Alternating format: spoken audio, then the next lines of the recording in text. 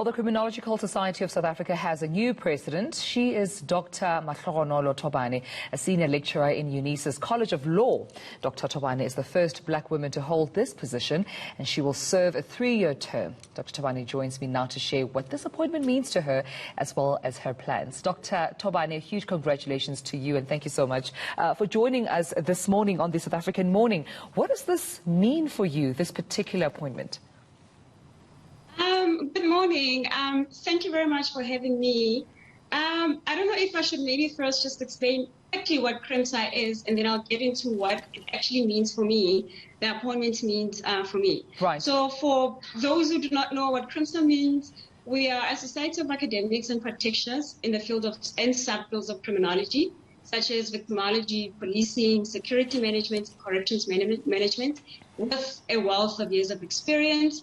And our aim is to increase the understanding of crime, the criminal, the victim, and the criminal justice system in order to control and prevent crime through coordination with various stakeholders, including government departments such as the police and correctional services. So just to go back to your question, a key task for me in my 3-year tenure in this position is to ensure that our discipline, which is criminology and the subfields of criminology, and the society itself transforms in its most authentic sense. I hope that after my 3-year, Yes, you may continue, please, Doc. Okay, so I'm hoping that after my 3-year tenure as CRIMSA's president, we will continue to grow African leadership and African scholarship. I mean, you and the viewers who are watching right now would agree with me that transformation is at the top of our agenda right now in South Africa and in the continent as a whole.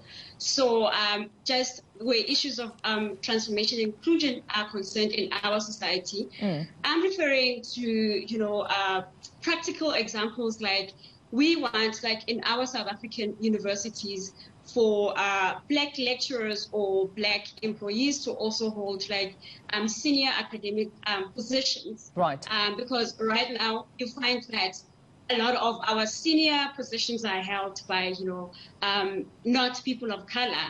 And then you find that our students then start perceiving that knowledge, only white people are the knowers or the producers of knowledge. Right. We now want to center black people also as the knowers, or people of color as the knowers and producers of knowledge, specifically in our field. Doc, when it comes to African leadership, which you speak about, and this is where you particularly also want to drive transformation in the next 3 years of your tenure, how would you describe the state of African leadership right now?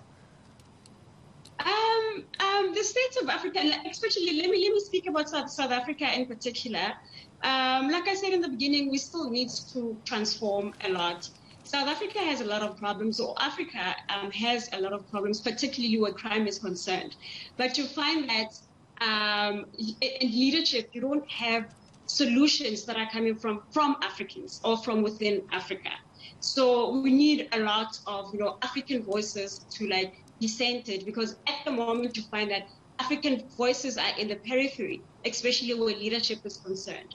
But the point of transformation or inclusion is to try and center African voices. And when I say African voices also, I'm not necessarily referring to color, because we know that due to colonization, our continent basically has been ruled by people outside of the continent. But now we are saying that, we do have a wealth of knowledge in Africa as African leaders. We now need to find solutions to our own problems. So African problems require African solutions. Before I let you go then briefly, Doc, because unfortunately we're running out of time, but I have to bring it back just closer into our communities. I know that one of CRIMSA's objectives is to continue working alongside communities, sharing information, raising awareness around crime phenomena within our communities. With the high stats of crime in the country, how do you plan to do this in terms of curbing crime, ensuring the communities are better empowered and equipped to know what to do should they find themselves in such compromised situations? Okay, as I explained earlier, we are a group of academics and professionals, and we do a lot of research. I've personally done research on cash and transit heist, for example, and I'm called on a lot by the criminal justice or the media to speak about the issue of crash and transit heist. So as CRIMSA, we do have a wealth of information. We do research on crime-related issues, and we do, to a certain extent, hold solutions, which we share with different departments in the government, like I mentioned, the police and the correctional services, because our responsibility actually as criminologists is to try and understand crime and then come up with solutions that could assist to curb crime. So that's basically what our responsibility is as criminologists. And we are calling on the different government departments to say, we are here, we are doing the research, and we would like the crime control measures, preventative measures, to be based on evidence, because we are doing the research and we are also in the professional spaces working as criminologists and victimologists. Well, Dr. Mahlogonolo Thobane, thank you so much for your time and all the best in your next 3 years in leadership.